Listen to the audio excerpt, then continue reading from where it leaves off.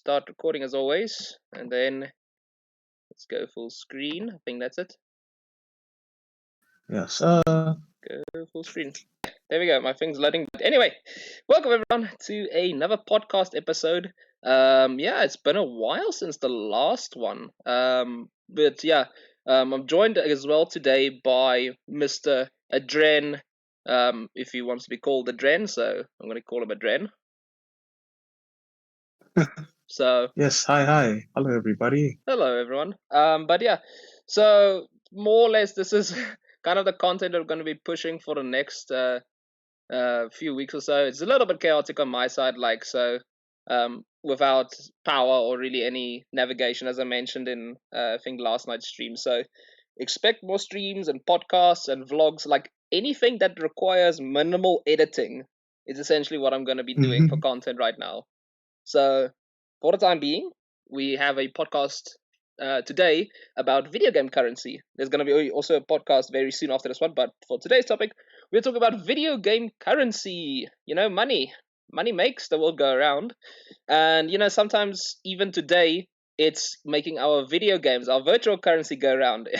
Maybe it's pay to win, maybe it's microtransactions or whatever, but the fact of the matter is that the lines of virtual and real currency are starting to blur quite a lot. Obviously, that wasn't the case for all of gaming. How did we kind of incorporate currency in our video games to begin with? Like, why did we do it? What did they symbolize? Maybe back in the day, because it's not like video game currencies just appeared one day. They had a specific purpose, a symbolization, a goal in all of games. So that's what we intend to explore. Just look back at video game economies and how they shaped quite a lot of our industry. So I will start off with a question, as I do like starting off with questions first. If you have to think way back, think about the first video games you played, you picked up, you remember seeing or whatever. If you had to picture a video game currency, which is the first one that comes to mind? I mean, I don't like that this is what comes to mind first, but it would probably be V-Bucks from Fortnite, even though I absolutely despise Fortnite, but just the way it's so mainstream, It's ingrained in your memory. It's kind of depressing that that's now most likely going to be a form of the currency that most people are coming to mind. For me, it was funny enough. They are way older examples that I remember, but when I always think about currency in video games, it's literally GTA. It's not even trying to be its own currency. It's literally symbolizing real life currency. And I just always found it funny that the moment you mug someone or kill someone in GTA, literally all that drops is boop, there's a money pile on the ground. You just walk over it. I don't know, it's ingrained in my memory. Because maybe that's just the nature of GTA, you kill a bunch of NPCs, you go on rampage and stuff, and all you see is this stacks of cash dotted around, kind of to signify your killing spree or whatever. But yeah, video game currencies. Luckily, it's not like that in real life. Hopefully not. I don't think in South African economy that's really going to happen, because no one is walking around with wads of cash. I don't think. So but it's also just one of those concepts that is quite a bit muddled in history. Where do you want to start and say this is the start point of currency? This is more or less currency, because then it really started acting like or behaved like currency in video games. But I'm going to try and dissect it as precisely as I can. Try and kind of build this timeline to tell a story essentially of how currency came about. We can all more or less, as we said, board games obviously kind of conceptualized video games for us. It's the birthplace of a lot of video games concepts and all that. And obviously you can think of a lot of board games that represented or use money or currency in a way. Easy one, Monopoly. Monopoly is all about buying property, bankrupting other people. You're working with money continuously the whole time, and concepts in the game allow you to earn or lose your money. So that's a huge one in certain board games. But even something that doesn't necessarily have a monetary value. I don't know if you know I don't really play the game all that much, but I know the basic concept of, those Magic the Gathering cards? I think it's called Magic. Yeah. So essentially it is Magic. I think if I remember this correctly, it's you have a deck of cards, and you can attack a person depending on how many lands or something is on your playing field currently. And then you turn your lands, and it allows you to have, let's say, an attack of so much power or whatever, and then that attacks the person. But obviously those lands or those whatever type of cards represent currency, because it allows you to do stuff like that. And from a standpoint, obviously the person with more lands who can do higher range attacks or whatever in that game is probably going to be at more of an advantage than others. So the concept of it has been kind of floating around, and as I say, it came from board games, bled into games and stuff like that. But games didn't start, obviously with this whole concept of, money directly translates to buying stuff in games or doing transactions or, how rich you were or something, or wealth. There were some. The first ones were kind of just playing around with it. So the first one I can trace was a game in 1974. Literally like a trading game. It was called Star Trader, and it actually has its own genre. It's called space trading games and stuff like that. And you can imagine, like, there is a lot of space trading games even today, or just like kind of concepts like that. The most famous one probably is Elite Dangerous, and the entire franchise that expanded upon, which kind of set the tone for it going forward. But it's not like, it's a pretty niche genre. It's not like every person out there, I've played a space trade game ever. So it's not like it instantaneously spawned kind of the core concept of what it means. But yeah, outside of the practical, I think, applications of virtual currencies, where we can see maybe, it's kind of like real life. There was a little indie game, you might know it. It was called Super Mario Bros, right? And it had a pretty generic currency name. It was called coins. So, pretty generic currency. Maybe it was of the same class. But it had a unique application that more or less kickstarted where the first general direction of video games sort of built what currency symbolized for them around. I don't know if you remember, but do you remember what coins in Mario or Super Mario Bros. Did? Like what it means collecting coins? All I know is you booped your head on those things, like jumping up, and it gave you coins, but I don't remember the rest. So essentially, as you said, you boop your head, you collect coins, or maybe they were just scattered throughout the level or something, you walk around the level. Coins, essentially, at that point, when Super Mario Bros. Were released, the concept they came up with is collect enough coins and you get a reward. So in this case, if you were to collect 100 coins, you would get an extra life in Mario. Now, obviously, in a concept that Mario is, it's a platformer, and it's all about, like, go through the level. You need to manage to go through the level, and you only have limited lives to complete the level, and you get checkpoints and stuff. So a life has a lot of meaning to it, meaning that there's an incentive to go and collect 100 coins. But it wasn't only as simple as that. It's like it's easy saying, collect 100 coins and you get an extra life in that. It also enhanced the gameplay in a while. So like, while it wasn't like critical to go out of your way to try and collect as many coins as possible, you can pretty much play through Super Mario Bros. Casually, and you'd probably make it till the end. It wasn't like super difficult to be actually like focus. I gotta get my coins so I have enough lives and stuff. The thing is, if you were the type of person who maybe stockpiled lives or felt like maybe I do want an extra life, or maybe I'm playing on a more difficult challenge or something like that, they started to put coins in not so obvious places. Think about like any typical old school video game trick. They put it in hidden areas, hard to reach places, a little bit of puzzle problem solving. Maybe it was even like, the really old school stuff is the bonus rooms, obviously, or bonus level. You walk into like a super secret place in an old video game. The chances are you're going to get to a bonus room or bonus level with huge amounts of rewards and stuff. And this originated or spawned from this concept of how can we hide a huge amount of coins to help the player so it is not so obvious that it like kind of it rewards you for exploring, if I can put it that way. It rewards you for problem solving, for challenging yourself and all that.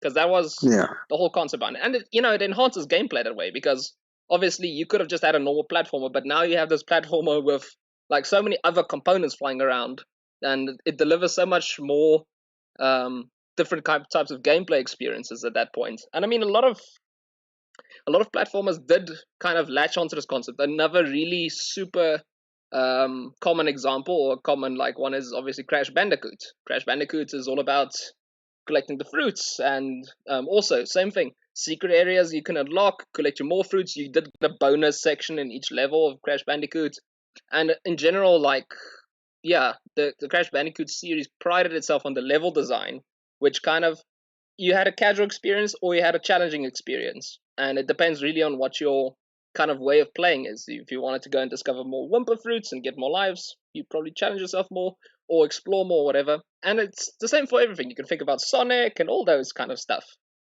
Um, Interesting. The other thing about those three games I kind of just mentioned, so Mario, Crash, and Sonic, those three all have like those, spin-off racing games they do. Mario Kart, Sonic Racing, Yeah. whatever.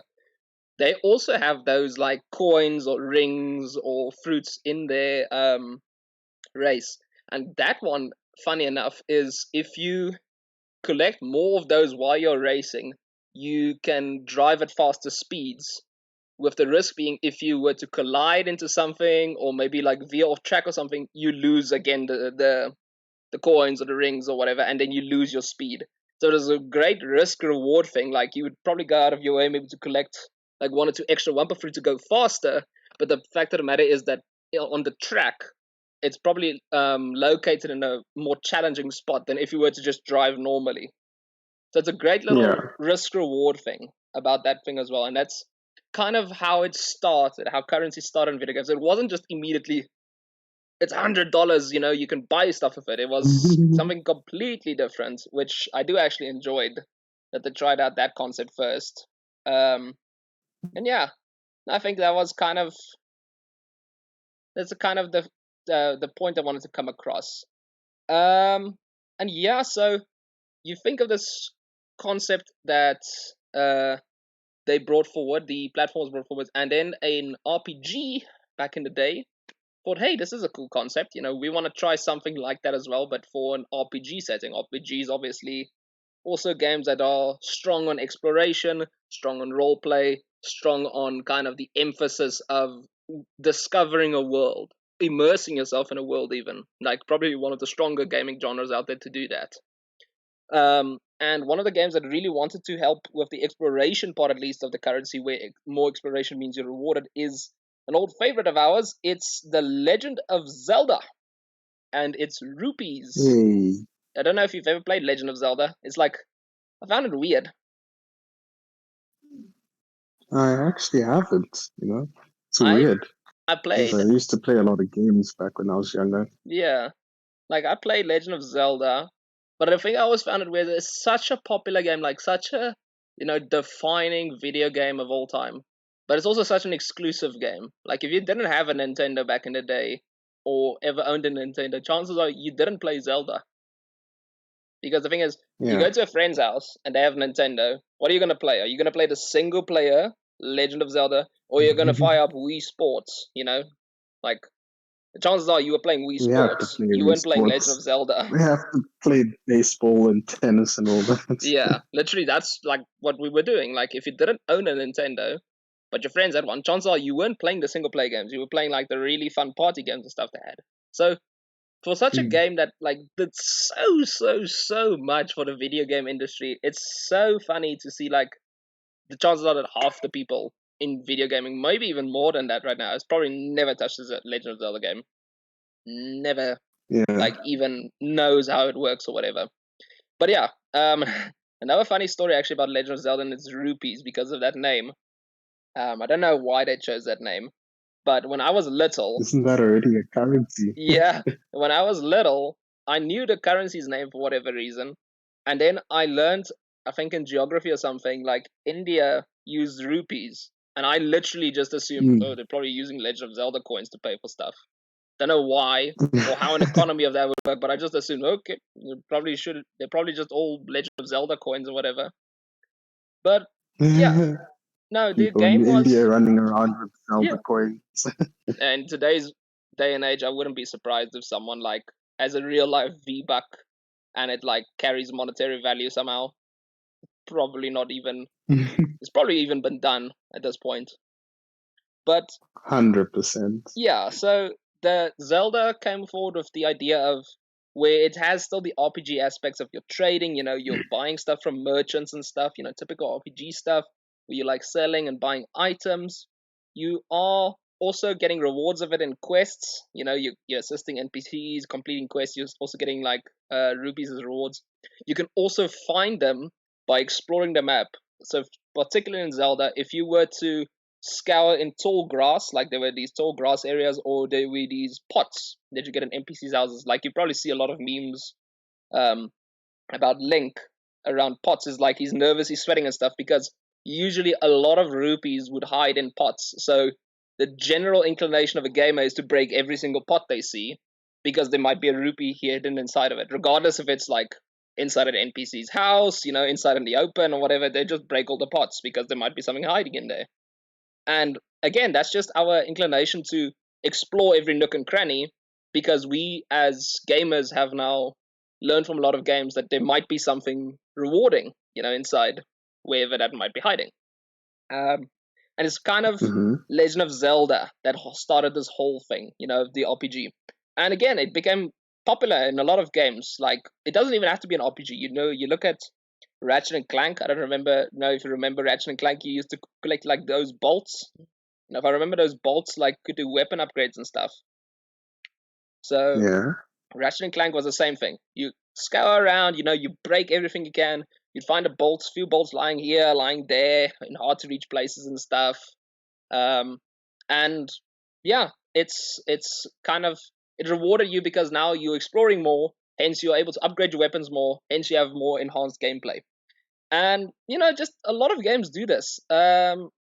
Maybe to an even extreme extent. Any like think of any Lego game.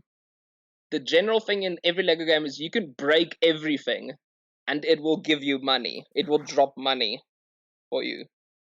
Like, and not Mm-hmm. only was it that you were, you know, like the Lego games are set up in a model that like you need to collect a certain amount of money for that 100% completion thing they do at the end of levels.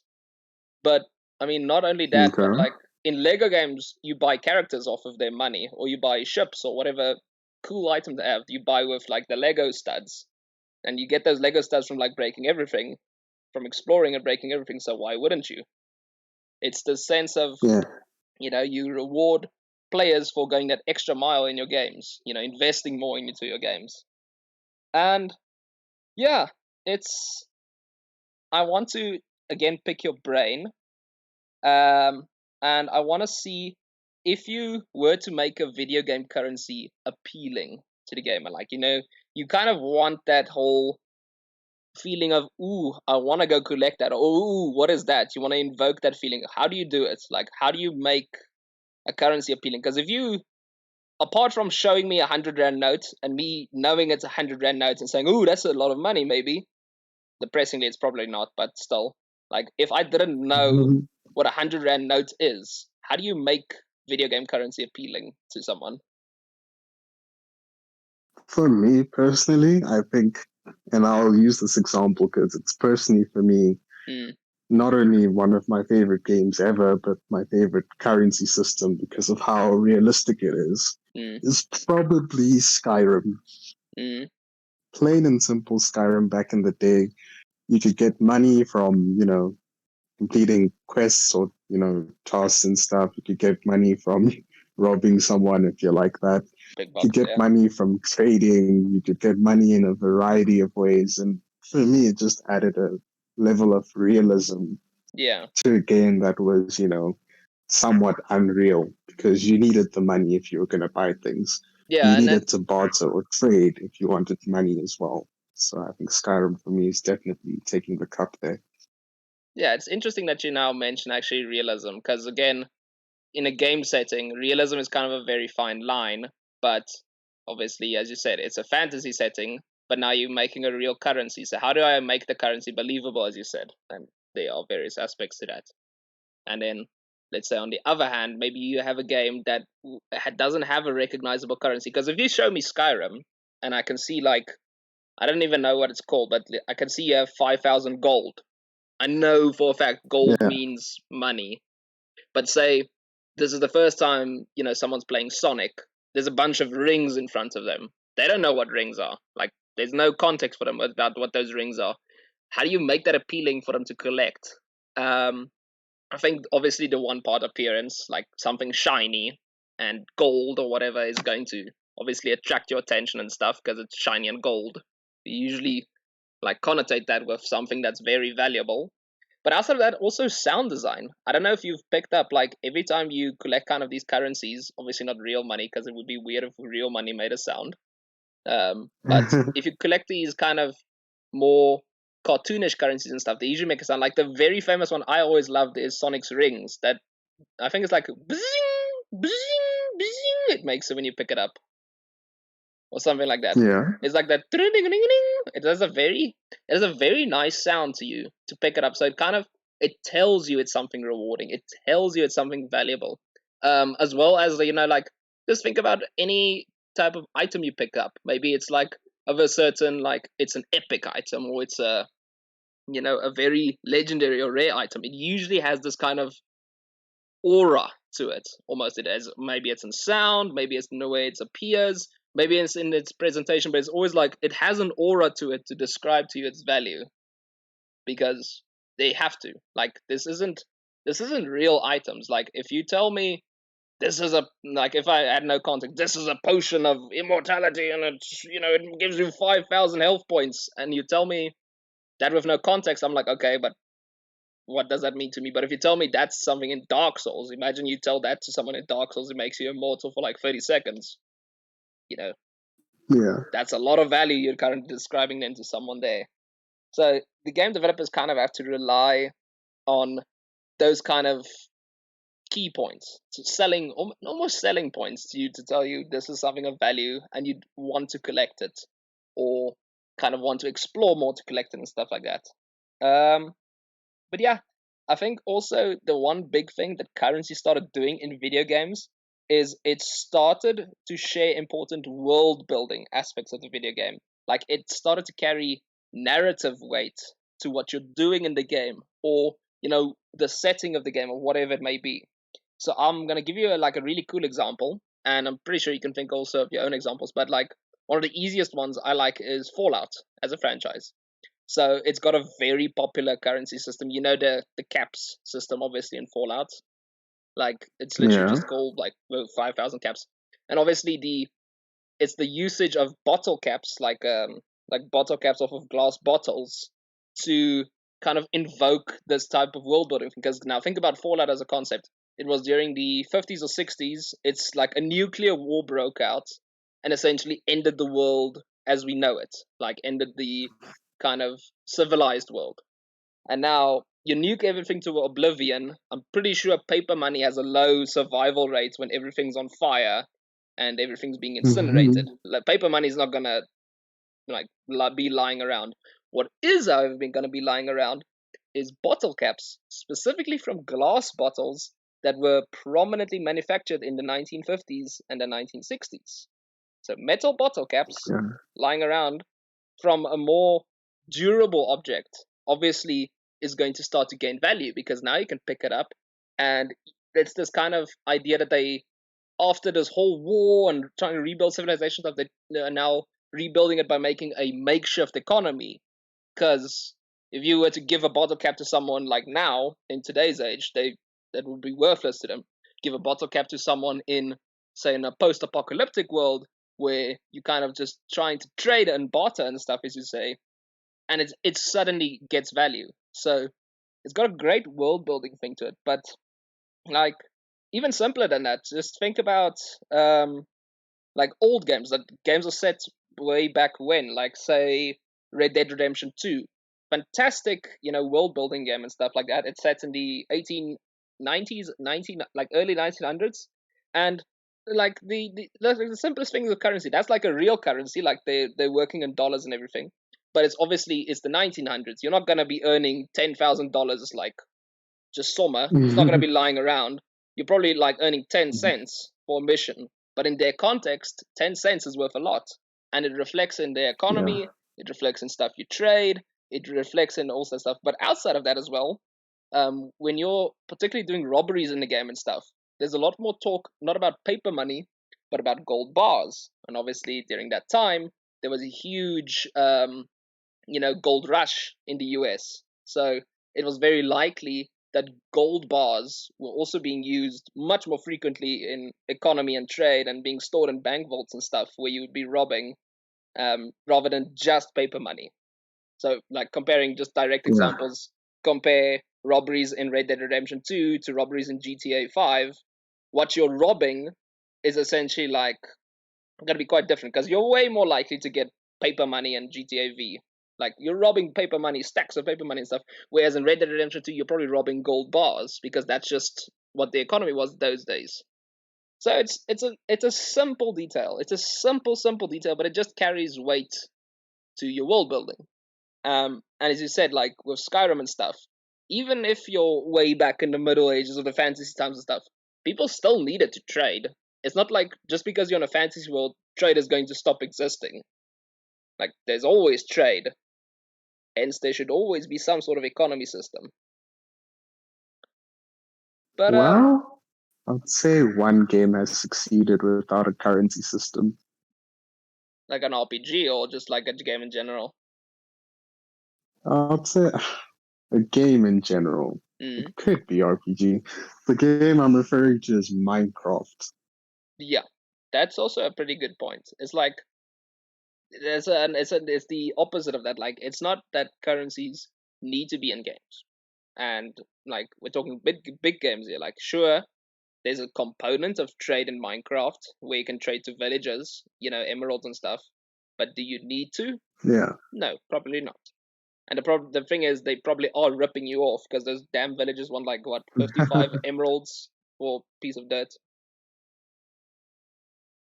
So yeah, no, it's true that like currency isn't the be all and end all and has to exist in every game, similar to how other components in video games are.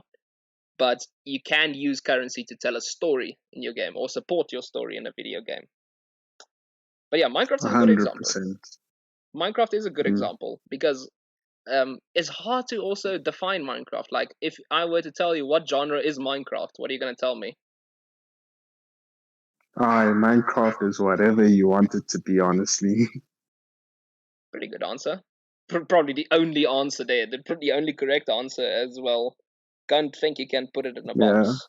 I just don't think it like fits in a box. But yeah, it's also important. Like while I'm on this topic now, because we did now speak about a lot of examples about like where something was specifically being civilized in an economy and something. It's not always just money, to put it simply, that's going to be the currency in a video game. So, like, if you had to put your finger, you know, on maybe a type of genre or select few video games, if I don't have a currency that represents money, like what gold does, or like a fake currency does, or something like that, what other things in video games do you think represents a currency? Sure. That's a tough one. I could represent currency. I've honestly been so clogged with modern day video games and microtransactions that I have no idea what else could be a currency. Hey? Yeah, I think the question itself, it's easier if you imagine a specific genre and then try and figure out what they use as currency. That's how I kind of structured this question and then structured its answer. So I'll give an example, and then maybe you like can kind of see where I'm coming from. So think of like your base building games, or maybe your survival games, like The Forest, Rust, DayZ, any of those ones.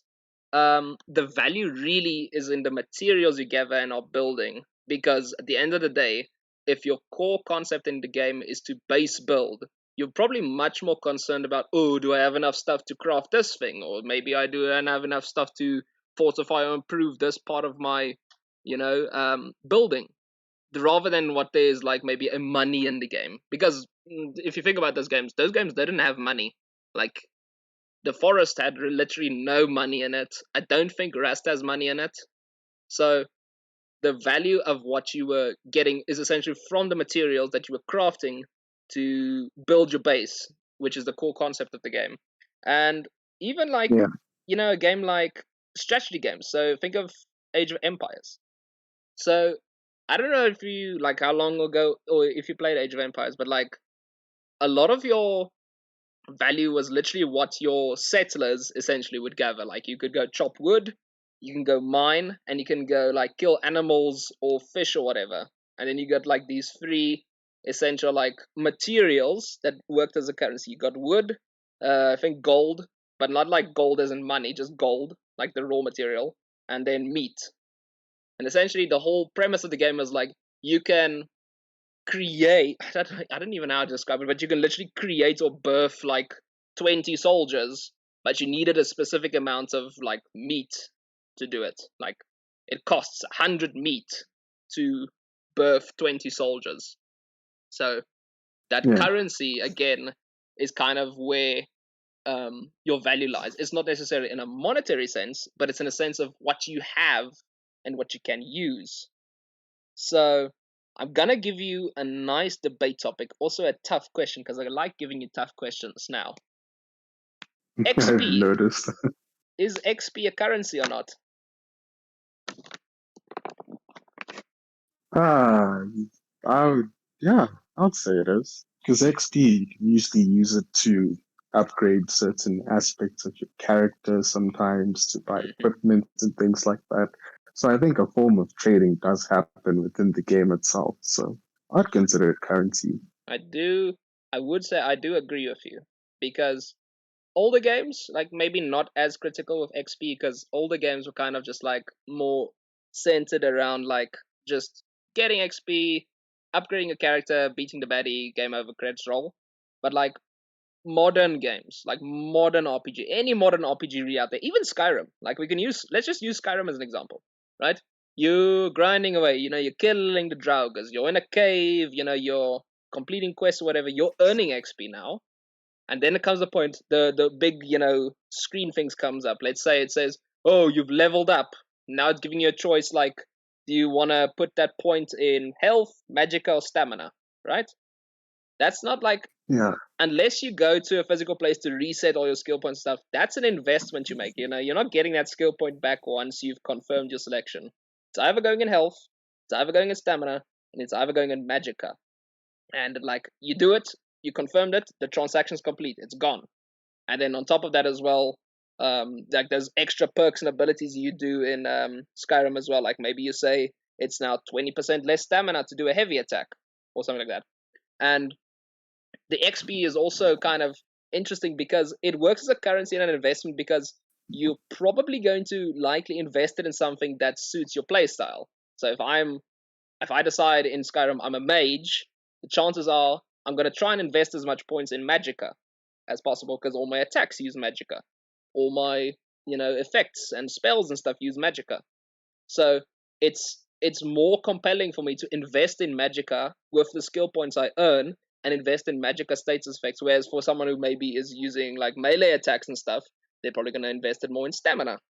And that's how currency not only like acts as, or XP works as a investment of a currency, it's also an investment in your playstyle. The time you spend now making your characters ultimate mage or ultimate like stealth warrior or whatever. And yeah, I think as like almost all games today model XP towards that thing. It's an investment that the player makes based on what they like playthrough of the game is going to represent. With the idea, obviously, that next time maybe they play the game, they're going to do a different playthrough and hence invest in different things with their XP, and it forms as a currency then for me. So yeah, we did talk a lot about this as well in that skill tree, skill progression podcast. I don't remember if you were in that one. I think you were in that one, but The skill tree, skill progression podcast. You were either in that one. No, you went to strafe one. Sorry, you went to strafe one. Yes, strafe. Yeah. Yeah. But yeah, in the skill tree, skill progression one, we do say that some games do prove the exception to the rule. It's just that most games kind of will you towards that thing. Spend skill points, invest in like progression towards this thing, and all that. And yeah, it just forms to be a lot of like its own separate economy. But yeah, now we talked about most of that. You know what the older games started doing and what XP and stuff represented, materials at the time. And then there was an evolution of currency and the sorts and economy, especially in the MMORPGs, because MMORPGs started to do something really interesting with that. So that was like in the 90s and stuff, and maybe early 2000s. But we saw the emergence of the first really long-lasting and ongoing MMORPG franchises. Like we're talking, maybe this is a bit too old school, but like Ultima and Wizardry came from that part. But then we saw also things like RuneScape, World of Warcraft, EVE Online, The Elder Scrolls MMORPG, like all those RPGs that are probably still being played now by like a bunch of people. They have this really long-lasting thing and this persistent world. You know, it's this persistent world. Everything's ongoing. You know, you can live in that world for centuries and, you know, keep playing the game until you probably die one day, which is probably people are going to be doing when Elder Scrolls 6 comes out. If it comes out. If it comes out while we're still alive, along with what, GTA 6 or whatever. Yeah. But anyway, yeah. So the whole premise was they kind of have to imagine, the game developers have to kind of imagine a way now of MMORPGs. Now we have these dedicated servers we're giving to people to continuously play the game. It's not only like you play the game, you know, you finish the game, you might play it a few more times, but then you're done with the game. Like you're done. This is like an MMORPG where the premise or the game model that they're modeling it towards is like you're ongoing, you're keeping playing it. They keep supporting the game as well, obviously, but it's almost like you keep playing the game and you keep kind of, it is this word really, if you want to say it casually, you keep grinding in the game, essentially, to do stuff. But yeah, it's just this. Yeah. They need to kind of have this kind of model where you were willing to put hours and hours of gameplay away for that continuous reward and getting better loot and doing more stuff with your money and all that. So it needed to be attractive to you, obviously, because if you just make it sound like that, like what I did, like putting hours and hours in and you're getting a reward just to get better stuff, maybe pay for more stuff and stuff like that, that sounds like work. So how do you make work sound attractive? Well, that's what I refer to as the common concept of grinding. And it's a business model that survived the test of time. I mean, if you look now, Destiny, Fallout 76, even GTA Online, those games are all very grindy games. If you've ever played those, like very grindy, spending most of your time literally just earning cash or earning loot and stuff like that, just to be a little bit better, a little bit stronger, or whatever. Yeah. I don't think, to be honest with you, I don't think I'd ever play a game like that again. I did play Destiny a lot, you know, with the whole business model of you keep grinding, you keep doing stuff, but oh my gosh, like I've realized now, like what a complete and utter nightmare to keep doing that for the rest of your life. Like I get people enjoy the concept, maybe, of like those MMORPGs and stuff, but come on, like you can't tell me you want to keep doing that. Like every time you keep killing those bosses and maybe it gives you a loot drop of like this super rare, super cool weapon, and it didn't have to have the specific correct roll of that weapon, because if it has like a reload speed perk, you're like, oh, and I have to do the whole boss again because I didn't get my accuracy perk or whatever. Like honestly, like how do people find that appealing nowadays? I think it's the whole concept of how can I word this properly? I wouldn't say leaderboard or something like that, because I'm taking, like, let's say GTA for an example. I mean, GTA Online is literally just basically do missions, get money, repeats, buy something nice once in a while.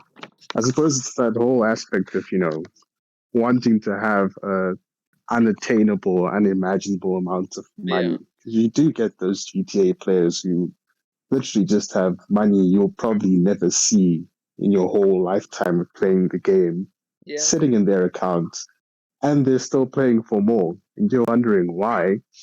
But to them, it's just that aspect of, just wanting and wanting more. And Yeah, I like, feel like that's what the developers were trying to appeal to. and it's not like I'm not exaggerating this. Like, I mean, this is genuinely what they're doing. It's not. Let's just point this out. It's not the developers' fault for doing this. This is a legitimate business, like a game model, and it can be enjoyable for people. It clearly is enjoyable for people because look at like the numbers. Like if you go monthly, like how many people are playing GTA Online, for example. Sure, there is new content every now and then, but I'm talking about you can go into any GTA game, like any GTA Online game, and the people who are consistently, continuously playing GTA Online is probably like doing the same heist that KO Paradise, for example. They probably did it 50 times for that same payout of like 1.2 or 1.3 million dollars just to be able to use that or build that money they have to go buy the next best thing. Like they come out with this, obviously at that point there was that flying bike that could shoot like rockets and whatever. And everyone's like, "Oh my gosh, I want that thing." And like it cost an insane amount of in-game money, so they would literally spend hours and hours grinding so that they could get that reward of that bike. Just to tell people, "Oh, I have the oppressor. Oh, I have the oppressor." It's like that. It's legitimately like that. It's not. It's not even GTA. It's Destiny. Like I said, like I've played hours of Destiny, and while I did enjoy it, it just like that grind thing just clicked in my mind. I said, I can't do this the whole time. I can't like keep kind of like have this repetitive gameplay just for a slightly better reward or a slightly better chance to get something really cool. Like it kind of just clicked off for me there. It was like a switch. Um, but yeah, it's not just me. Obviously, who probably felt that way. I think there was a lot of people for different reasons who felt that they didn't want to spend hours and hours of gameplay to legitimately earn, these in-game rewards, these super rare in-game rewards and stuff. So there was a few things and a few interesting things that happened where we actually saw the first time virtual currencies and real currencies collided for the first time. So I hope you are prepped. I hope you have your popcorn ready because it's story time. I'm gonna have a lot of fun stories come out of this one. Um, just to give a timestamp, this is like early 2000s. We're not like talking about modern times. This is still early 2000s, so like we're not there yet. But yeah, let's talk about Warcraft, for example. Super popular game still. Like people are still playing World of Warcraft, and they probably will until the day they die because that's just what type of game it is. And yeah, it has a player-driven economy where it basically means we are doing all the earning of money, we are doing all the transactions in the game, we are putting all of the effort in, kind of to sustain this economy, right?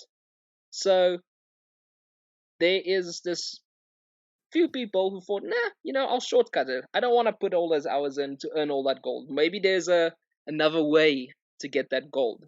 So it wasn't uncommon, for games like Warcraft and stuff where you can trade items with other players. Say maybe you want to trade your armor away. Maybe you have better armor now, and you want to trade your armor away, and someone fancies that armor. It's perfectly legitimate to trade that armor away to someone else.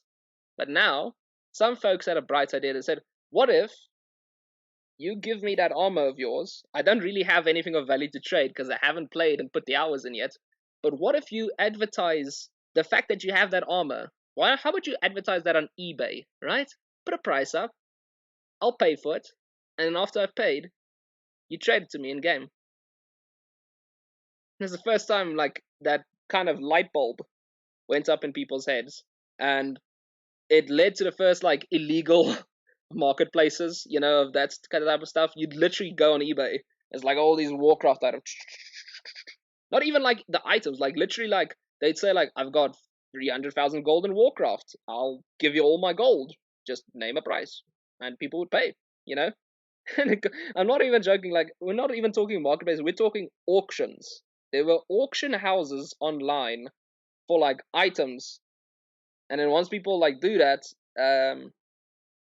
they get access to the stuff without even spending nearly enough time in the game to facilitate them having that.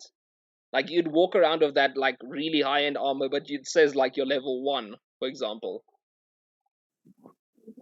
So, very interesting concepts to talk about and think about. Like I'm pretty sure in your CS:GO also has that.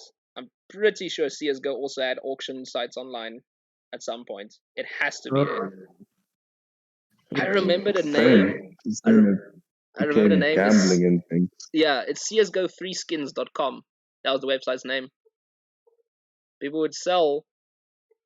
I don't know how they like how the trading works and stuff in CS:GO, but I remember there was a site where you can sell particularly knife skins on CS:GO for real money, and then someone would just give it to you. But not legally, of course, but yeah. But it's this whole thing of like now the game developers obviously don't anticipate that. Like, who in their right mind goes and thinks someone's gonna sell a virtual item on eBay and then just give it to someone after they've received some money for it? Like, how do you anticipate that as a game developer? You don't think about that stuff. I mean, you're just trying to make a game that people are gonna play for hours and hours. So, they had to go and sit and figure out, because now you can say, oh yeah, just swing your ban hammer, ban everyone that does it. But now the thing is, you ban one account, 10 more pop up and does it. Eventually you're going to keep banning people like till the cows come home, and there's still going to be people doing it. So like, yes, banning can work, but it's limited to what it can work. So what's the other thing you can do? Make it legal in a way. That's kind of exactly what they did. But yeah, they literally made it legal. So like, for example, you'd go into games like Diablo 3 and stuff, and you'd get like these.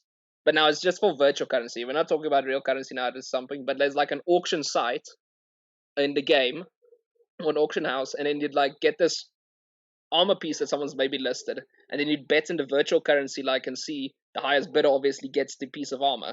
It's just trying to legalize what they were doing legally. Still the same concept though. Yeah.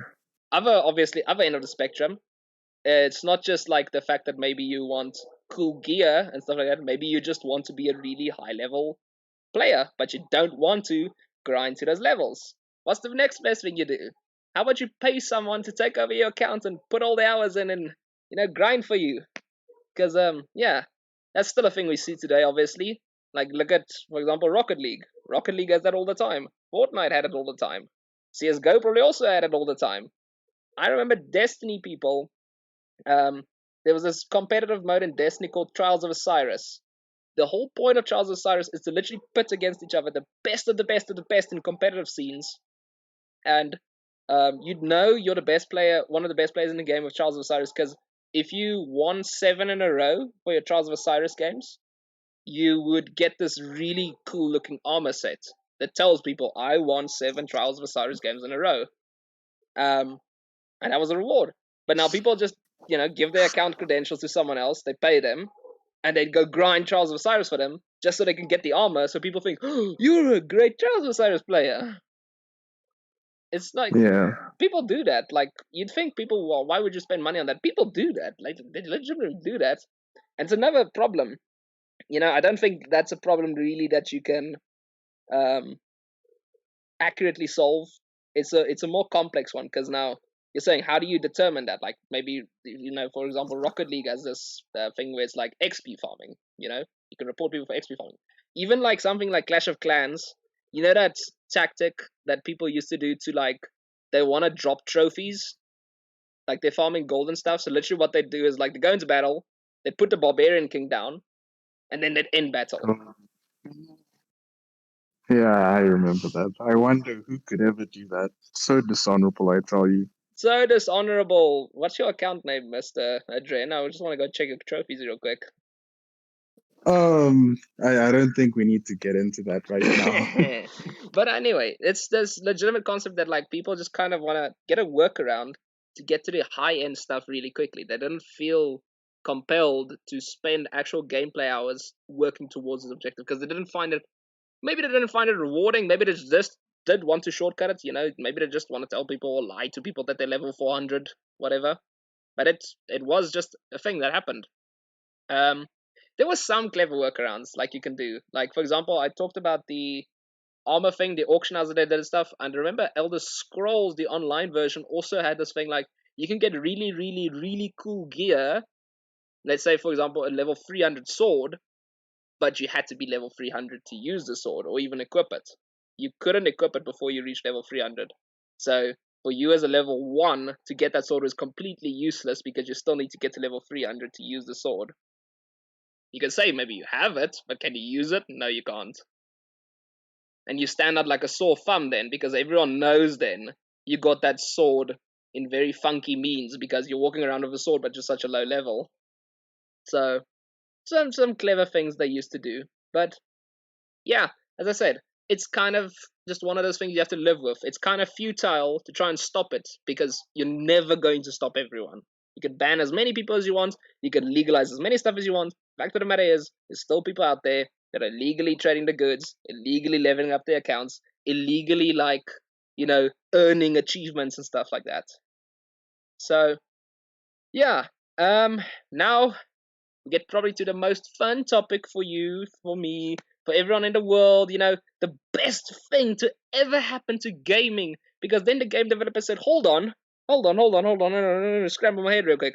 You mean to tell me those players used real currency to pay for virtual stuff? That's despicable. How do we make that legal? Ladies and gentlemen, it's time. It is time to talk about the microtransaction. Favorite thing to happen in all of gaming. I don't think gaming would have survived if the microtransaction didn't exist. No, it's the best thing that ever happened to gaming. Forget about everything else that happened to games. Microtransaction is the best thing ever. Of course, I'm just throwing out all this filthy propaganda. But if I had to give you a pop quiz, because people only really picked up on microtransactions pretty much in the last 5 years or so, where it's become a really pest of a problem. I could rant about it for 30 minutes, but I'm going to summarize it in one sentence. I despise microtransactions, both as someone aspiring to develop games and as a casual gamer. It is a cancer. It is an absolute, unmitigating cancer to this gaming community. But let's talk. I'm hoping you agree with me. Yeah, it sounds like you've played Star Wars Battlefront 2. I've seen too many games of it now, man. But let's talk about the first one. If you had to take a guess when the first microtransaction ever, legitimately done by game devs, give me a year.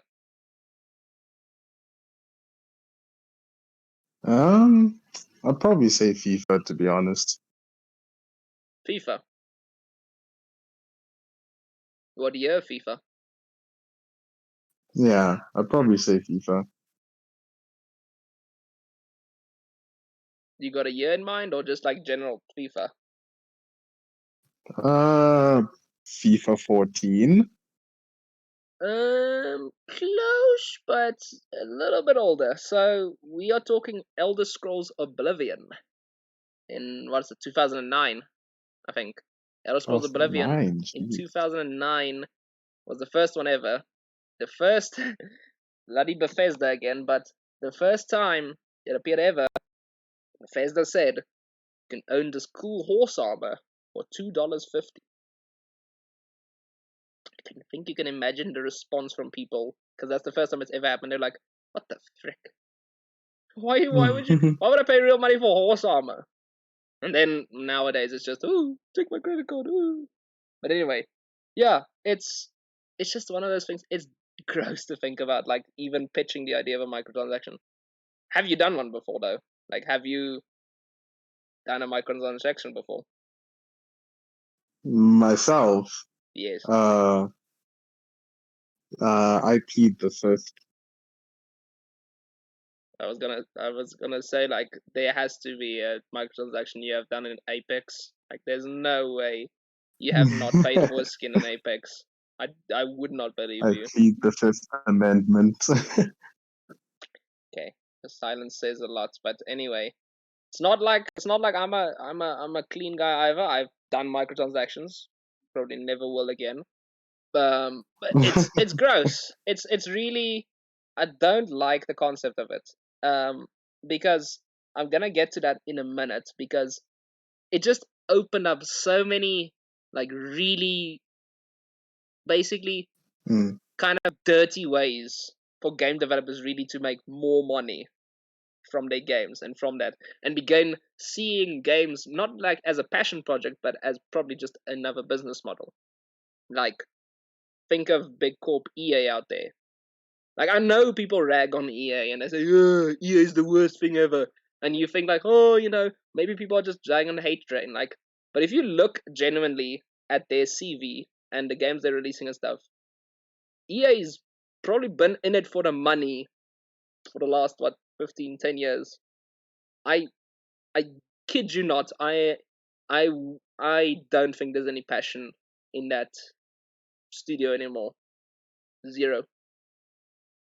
The games they release nowadays, and the way they treat the games and stuff, just tells me there's 0 ounce of passion in those games. And the developer studios they've killed off. Like, they've killed off so many, so many. Like, we're talking Pandemic games is killed off by them. I think Visceral Games was killed off by them. That's the two ones I can think off the top of my head.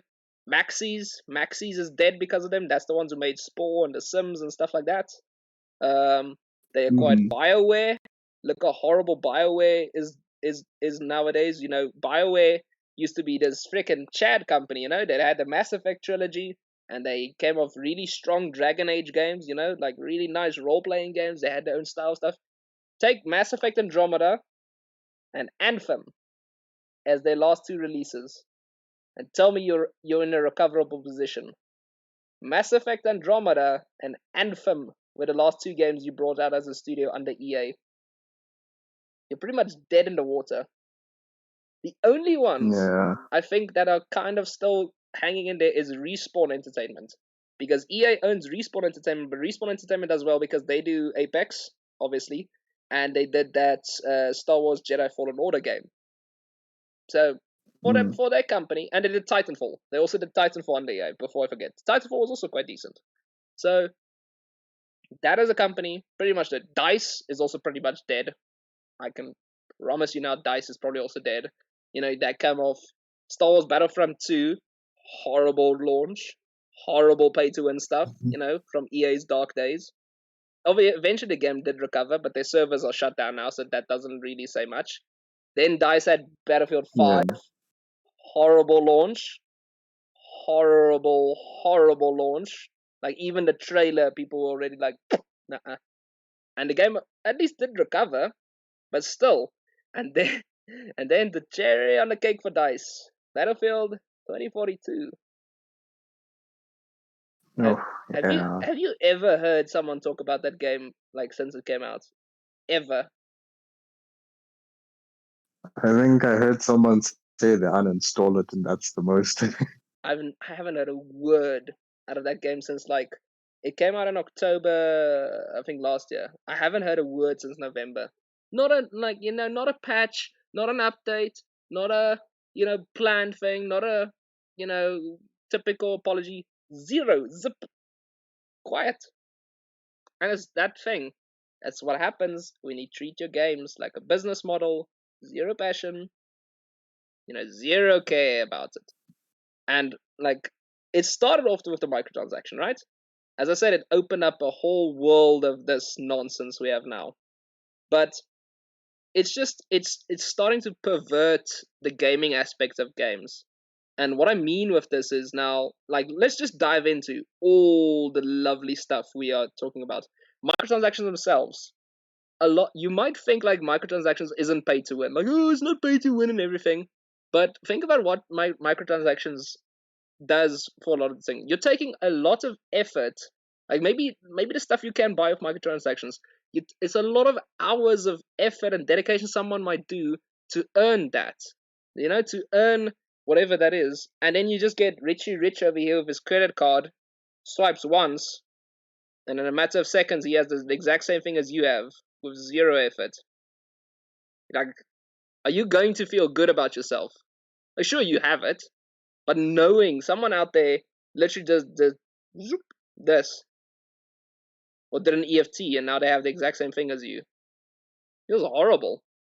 And then, like, even if we don't talk about that, like, and you know how people always say in microtransaction stuff, ooh, microtransactions are cosmetic and only, and all that stuff. Like, I know people say that. It's BS. You can say it's cosmetic or whatever, it's always going to give the player an advantage. Not intentionally,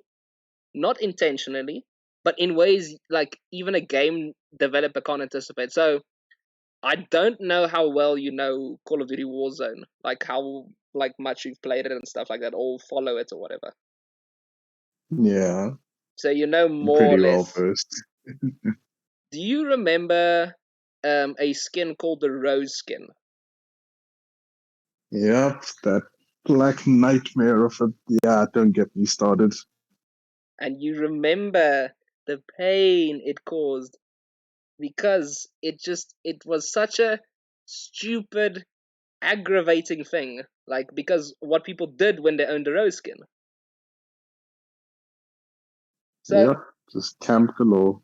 yeah, it's like, sure, the game developers obviously didn't mean for that to happen. I can't remember now because I didn't play that long, but I know for a fact people could buy the Rose skin by means of microtransaction, right? You know, they pay their money, they get the Rose skin and stuff. And then you think as a game developer, oh, there's nothing they can do with that thing. They sit in a dark corner, and I can't possibly see them when I'm deploying or when I'm building and stuff like that. And then they just shoot you in the back. Like, I know you didn't mean for it, but they exploiting it currently. So what the frick are you gonna do about it? So much for your cosmetic, BS. It's not cosmetic. There's always an advantage, unintentional or intentional. There's always an advantage in this kind of stuff. And how did they get it? They paid for it. So now they're paying to have an advantage. So, that's just the beginning. Now, let's talk about EA's skeleton in the closet and other stuff and whatever. Loot boxes, Favorite thing in the world, loot boxes. Your favorite reward in a game. There's like a 0.0000001 chance, 1% chance of you getting this item, You open that, that crate, then you go, oh, what can I get? What can I get? This massive legendary item that's super rare. How about you buy 30 of those boxes, right? And then you have a 0.00003% chance of getting your favorite item out there, right? It's not like oh sure, you can tell me that we've cracked down upon loot boxes and stuff. Like, the scandal, as you said, with FIFA, especially all the way back when EA was caught red-handed by the like they literally labeled it as gambling with the FIFA stuff and all that, with the loot boxes, where you can pay to increase your chances of likelihood. Now you can say, and it's correctly assuming that, oh, they caught EA red-handed, those scoundrels. They're still doing loot boxes to this day. Like, not even EA, everyone. You mean to tell me those crates you get in, Apex isn't a loot box because you can just not buy them? You mean to tell me those Call of Duty boxes that you could buy are not gambling? You can just buy a lot of them and like with real money, and it just gives you a chance or an opportunity or something. You mean to tell me like the other way around? Think of CS:GO with the crates. Like, you can have so many alpha, what is it, like alpha crates, bravo crates, and then you pay for the Yeah. key, right, to open it. But you paying for the key means you're still paying for the chance of getting an item, not for the guarantee of getting the item. Now it's just a chance of getting the item. Even with Rocket League. Like, okay, I know Rocket League, more or less, the blueprint tells you what's on the box, It tells you what you're going to get. Mm. But even, you can buy those drops in Rocket League, I'm pretty sure. And those drops also have a randomized chance of getting stuff. It's still in gaming. Like, you can say until the cows come home, oh, they arrested EA and, they told EA to stop doing it. Everyone's still doing it. It's not gone. And yeah, it's now it's that's the beginning of it. Then the developers had an even better idea. You know, why bother with all these short term solutions? They buy stuff once and they never think about it again. Or maybe they stop buying loot boxes because they think, nah, it's too rare and stuff like that. How about we introduce something like a subscription service? And if they own the subscription service, they get, during the time period which they enter the subscription, they'll get all these lovely items. Maybe they get better gear. Maybe they get like more rewards. Maybe they get more XP for earning stuff. Yeah, the season pass, ne? The battle pass, the rocket pass, the premium pass. You can name it all you want. What it essentially is you're paying for a premium subscription to a game you already own. Like, everyone's doing it. It's a premium subscription to a game you already own. And for free, by the way. for free. No, like some games you think it's okay, like because free to play games do it. Like for example, Apex does it. Now you can pay for the battle pass and stuff, so it's justified because you think, oh, it's a game. You're like, it's the same money I would have spent on buying the game and stuff. But like, you are aware you keep paying for it every time there's a new season, right? It's not like it's magically one-time purchase. You keep paying for the subscription if you keep wanting the rewards. And Apex is what, season 8, 7? How far is Apex now? Apex, we're on season 13, sir. Season 13. And let's say, well, how much is that? How much is that battle pass in Apex? 1,000 coins. I think that's like 180 rand, if I'm not wrong. Okay. So taking away obviously the economic impact, because you just say, oh, it's just 180 rand, right? It's just 180 rand you're spending at one point in time. That means if you were theoretically to buy a battle pass each season, you'd spend more than 2,000 rand already on Apex Legends. 2,000 rand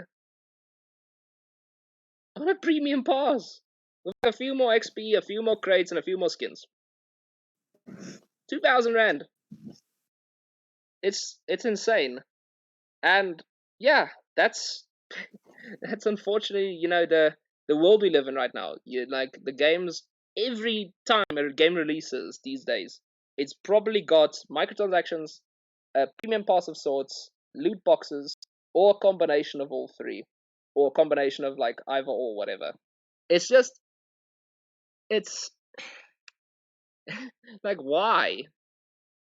Like, I do know that like a lot of games think, oh, to get more money out of this, and they do have developers they need to pay, because now games as a service is becoming a business model where it's continuous service. Maybe like for example, Rocket League's been like doing a service for 6 years now, and obviously you do need to pay the people that you're working for. But this is insane. Like, this is just going over the top.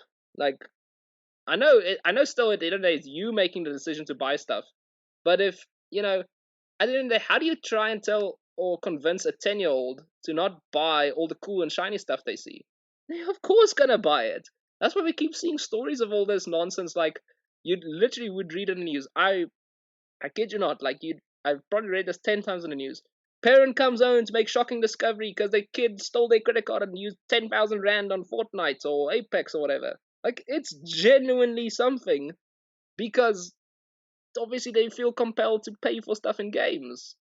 And it's sad. It's sad. And it does raise more moral, philosophical things. Because I have a funny story for you, and you can like tell me what you think about it as well.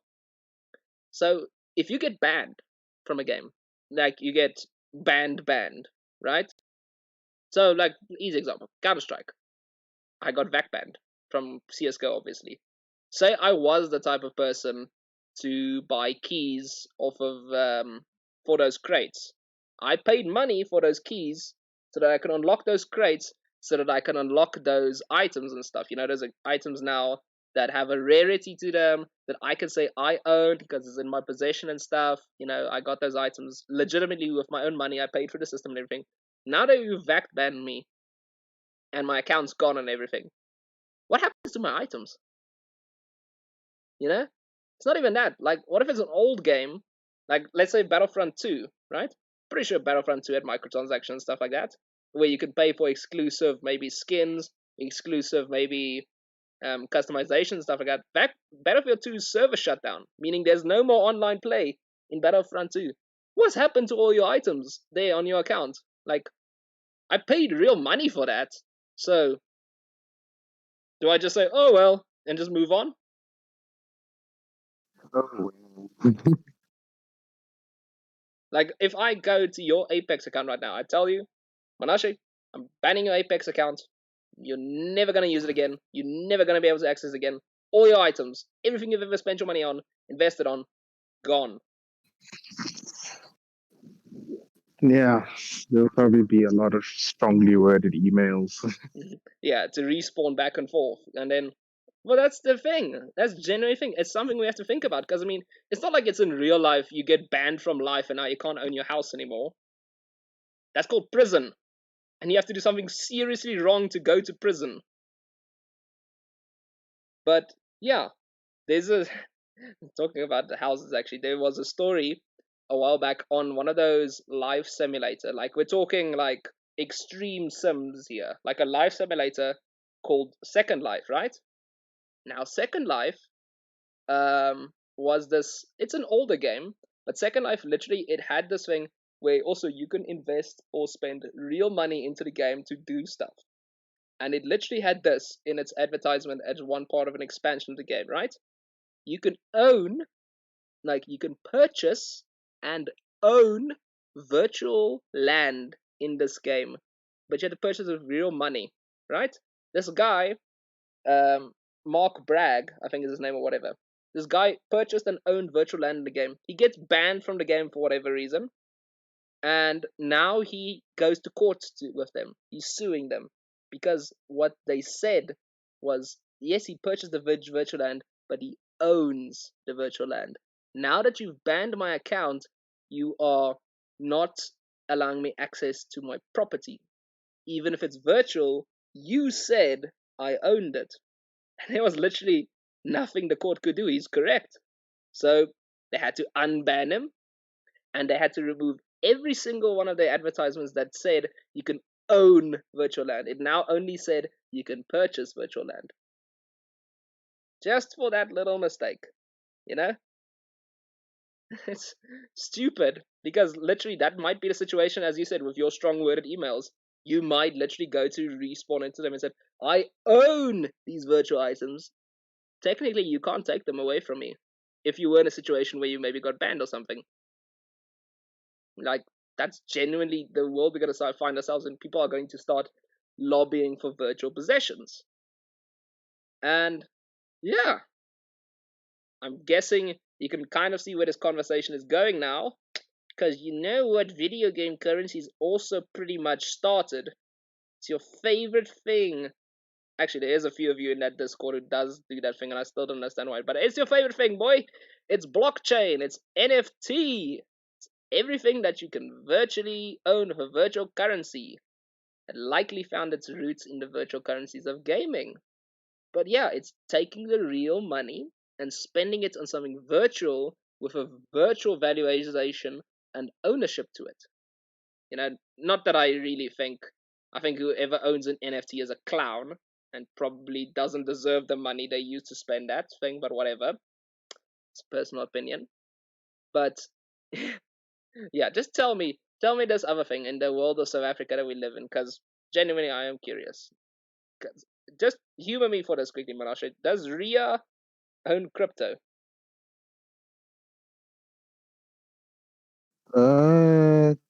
I'm not sure if he does currently. But some of you did own crypto, didn't you? Me? No, well, some of you. I don't know who exactly owned Oh, crypto. yeah. Some of us do own crypto.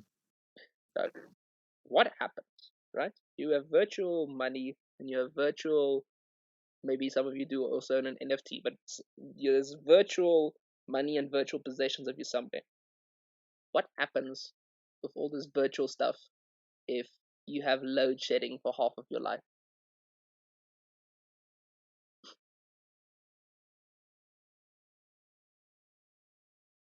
Load shedding for half our lives, sir. Well, think about it this way: if your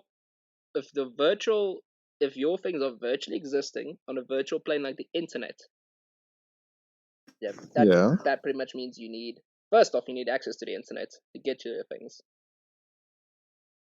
So you get access to the internet. That's either through means of mobile data or Wi-Fi or hotspot or whatever you're using. But the point of the matter is, if if your Wi-Fi is off because of load shedding, if the towers are off because of load shedding, and you can't access the internet, like, what's happening to your stuff over there? I mean, it's just sitting there, isn't it? I guess that's how it works, with the virtual economies and any stuff and all that. Yeah. As I said, I never understood it. I probably will never understand it, and I probably don't ever really want to understand it. But I find it funny. Someone's gonna go buy something, and I want to ask you, what are you gonna use that for? I have it. Yes, you have it. What are you using it for? No, I have it. Yes, but what are you using? No, I have it. I have a Bitcoin. Okay, you have your Bitcoin. I'll pay my bond for my house or something with my money. But okay, you got a Bitcoin. Is cool. But anyway, like I said, some people do like to spend their money and stuff. But yeah, that's pretty much the summary of this bad world we live in and how crazy economies have become. So, as a final conclusion and closing thoughts from our podcast and our peanut gallery and think tank, so let's just put it in perspective. We are in a state of microtransactions, premium passes, loot boxes, and all other sorts of nonsense, that where real currencies are starting to blur the line with virtual currencies and games and its impact and stuff.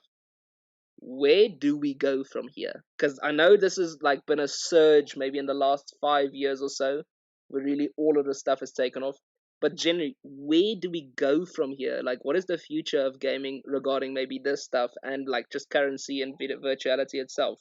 Like, are we just gonna end up with more subscriptions, more microtransactions, more ludicrous ways to surrender our money to game devs? Like, what's gonna happen?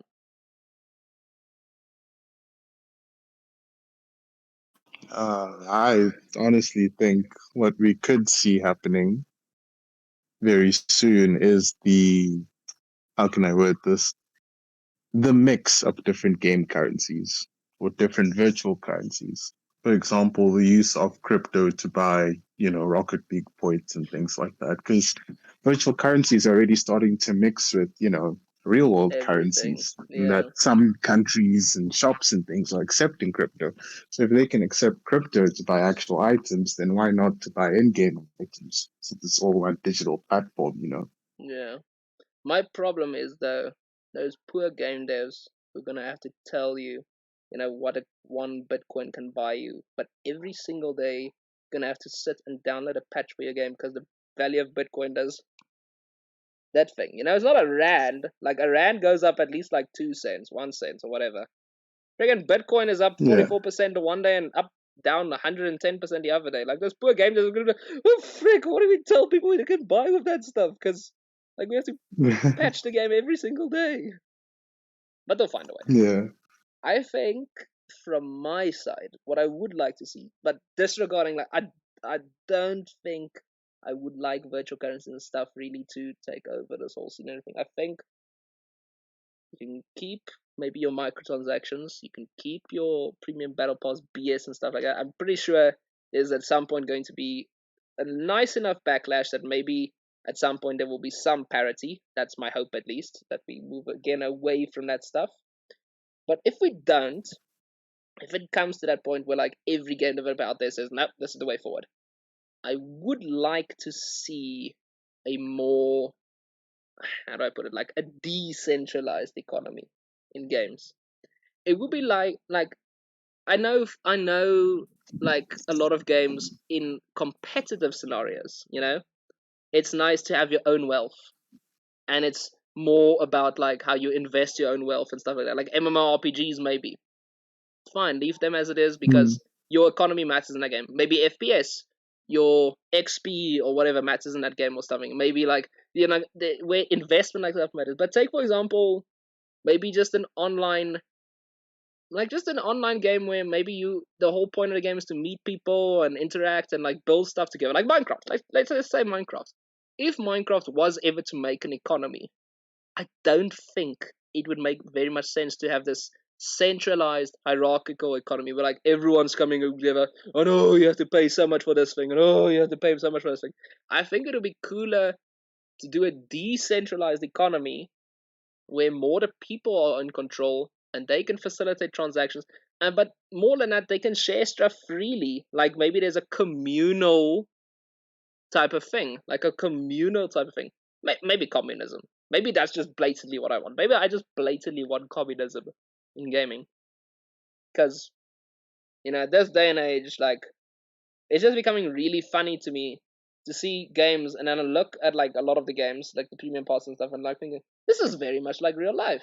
There's people out there that are spending money on stuff they frankly don't need. Like if it's real life or gaming, like maybe you're spending money on a microtransaction, maybe you're spending money on a ridiculous like pair of shoes. You don't need it. You're just doing it for the sake because you have money and you don't know what to do with it. Or maybe you like investing in stuff, like for example a subscription. I'm telling you, like everyone's out there has probably got a subscription that they probably don't use 99% of the time, but they keep the subscription because maybe, just maybe, there's something I'm gonna like on it, like Netflix, for example. And the same goes for gaming. You maybe you're subscribing to a premium tier pass because maybe, just maybe, there's something cool in it. Chances are probably not, and you're gonna forget about it by the next season. But the point is that I'd like to see a more decentralized structure for handling economy in games. We don't need to have all this nonsense of real life economy. It's a game. Frickin' hell, we can be as creative as we want. It's a video game at the end of the day. Like, do something like that's really gonna make people like, wow, this is kind of cool to have this sort of feature. Because while it wouldn't work in the real world, it most certainly can in the virtual world. Again, it's a virtual world. Like, the point of a virtual world is to have that sort of liberty and freedom. So let's use that liberty and freedom, people. And maybe just get communism. Introduce communism in gaming, introduce communism in real life. Overthrow the government.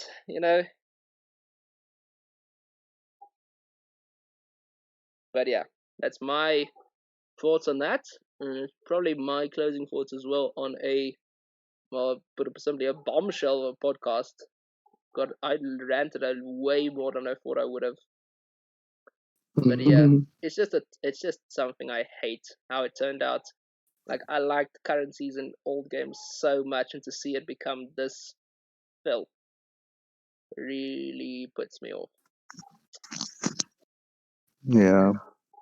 But yeah, that's I think all the time we have for, and all the time that this episode is gonna be. But as well, for those of you who maybe listened or watched this podcast and stuff, let me know. Like, there's a lot of things to discuss in video game economies, and there's really interesting topics out there. So I'd be keen to hear more thoughts and opinions and stuff like that. But until then, thank you everyone for watching and listening and checking out this podcast. Thank you again for my guest, Mr. Adren, for sitting this past 2 hours with me.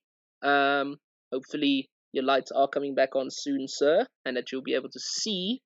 But yeah, otherwise, thanks again to everyone. I hope you guys have a fantastic day or weekend or whatever you're doing, and you guys stay safe, and I'll catch you on the next podcast. Cheers, everyone.